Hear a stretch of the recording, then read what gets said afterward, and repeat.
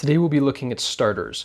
One of my favorite types of starters is to take a paper towel tube and glue it or tape it to the inside of the right-hand side of the box.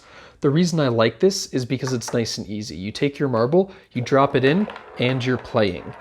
The reason I like this above other designs is that this flipper can still work on this side. If you have a launching mechanism on this side, it's hard to get that flipper to go through that launching mechanism.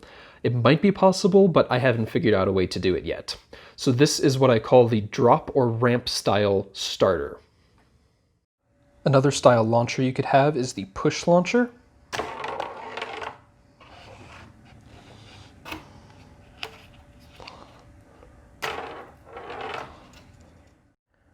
And with the addition of a rubber band on the outside here, you can turn your push launcher into a spring launcher, which gives your pinball machine a very high action start. The engineering for this one is a little trickier and a little finickier, and it's a little more prone to breaking. So if you go with this design, you may have to redesign it or keep fiddling with it to make it work right. It's not foolproof, but it is a fun way to start your pinball machine. One last thing to say about starters is your starter will be mounted on one of the edges here, left if you're left-handed, right if you're right-handed most likely, but as your ball goes up the side, it is going to go into the corner, which can sort of deaden the motion. So one feature I found helpful on some pinball machines is having this rounded top. Like I mentioned in the materials video, you want that corrugation or that squiggle to be going along the top edge of this.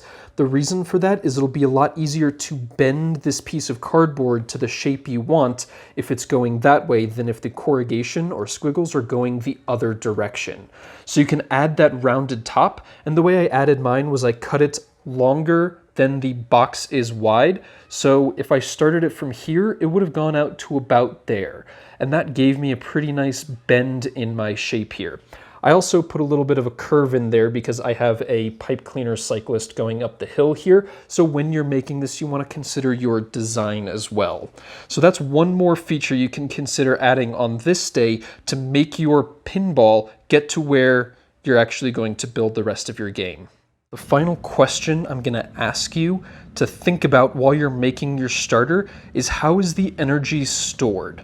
One thing that's common to all the different starter designs is that it takes a pinball at rest and adds energy to it so that it makes it into the play area. So before the pinball is moving, how is the energy that is about to go into the pinball stored? I'll see you tomorrow.